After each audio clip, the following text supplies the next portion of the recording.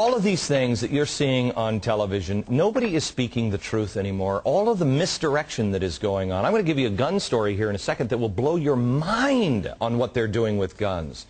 The real question is, when you're looking at the mortgage stuff, is anybody in the media asking, where do we get all of this money? How does this work? Well, follow me. I'm going to go over to the big wall here, but first I want to give you this classic scene from It's a Wonderful Life. No, but you're thinking of this place all wrong, as if I had the money back in a safe.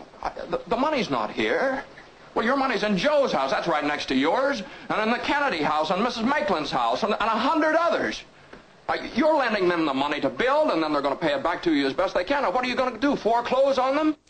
This is the quintessential example. We're thinking about this all wrong. We're not really we're thinking about the foreclosure. We're thinking about saving the bank. But we're not really understanding how this whole system works. So I want to show you this tonight. If you'll take this away. Frank, thank you. Bring this up. This is just the way banks normally work. It's what he was just talking about. You know, Frank and everybody else, they put their money into the bank. Then when, let's say, I want to get a loan, there's the evil banker. And I mean, I don't think the artist needed to make me that fat. If I needed a loan, that's really disturbing. If I needed a loan, the banker gives it to me. But it's not his money. It's all of my neighbor's money going into the bank. That's the way it normally works. Okay, we learned that on It's a Wonderful Life. Now let me show you how our system of government works. Usually when they want to build a road, or let's say Big Fat Glenn needs something. Big Fat Glenn needs a favor from Big Fat Barney Frank. Barney Frank is there to save the day. All right, so what happens? All of our money goes to the Treasury. This is our income tax. Goes to the Treasury.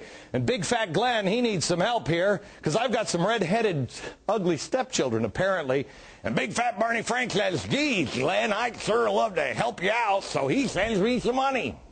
That's how it, I guess, is supposed to work in our system.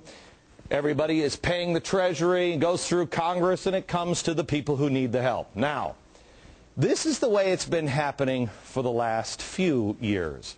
Barney Frank's got some new friends. He's got the evil banker. He's got crazy Nancy Pelosi. And Barney Frank doing something he's never done before, shaking his head like, no. Here he goes. We've got a few problems here because there's not enough money coming over to the Treasury, because now we're starting to have hard times. Actually, for a while there, it's just that Barney Frank and his friends were spending it too fast. So where do we get the money for, let's say, a Big Fat Glenn spending bill? We need a spending bill, right? Well, Barney Frank will propose a spending bill. He'll send it down to the Treasury. Normally, if this was working right, the Treasury would just give him the money, but we don't have any money. So now we have to sell this bill to China. Oh, and Chairman Mao is more than happy to provide the dough for us. So he does. He gives us the money, sends it to Barney Frank and his friends, and Big Fat Barney Frank says, yeah, baby, have more children. You're Octodad. We love that. And I'm now with my weird-headed children enslaved by all of this money. That's the way it has been happening. Now let me show you what we've been doing in the last few months. Here it is. I've got more children. There's the one lonely dollar coming over to the Treasury. Here's the big fat Beck bill coming from Barney Frank up to China. But this time, China says no thank you, because Barney's having just a little bit too much to eat here. So the Fed comes in. The Fed, remember, has been being bailed out. There's bailing out all of the banks.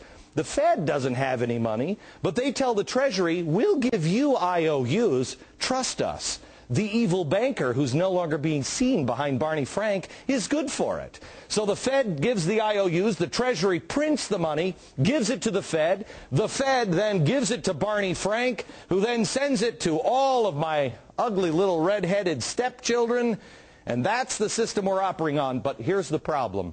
See, you don't understand it, just like Jimmy Stewart said.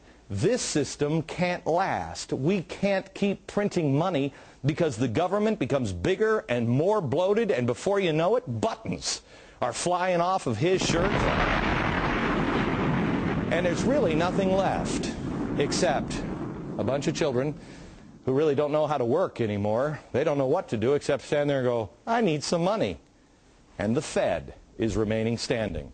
The Fed, the one thing that it seems to me nobody is questioning. What's your role here exactly? Back in a minute.